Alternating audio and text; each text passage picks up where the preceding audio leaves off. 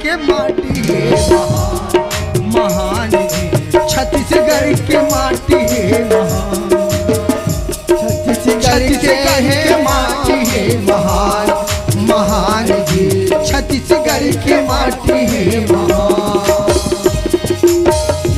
इहा उपजत है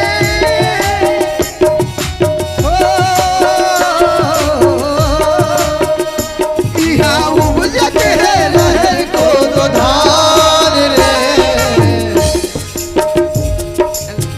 कुमार छत्तीसगढ़ की माटी अक्का महान है भैया।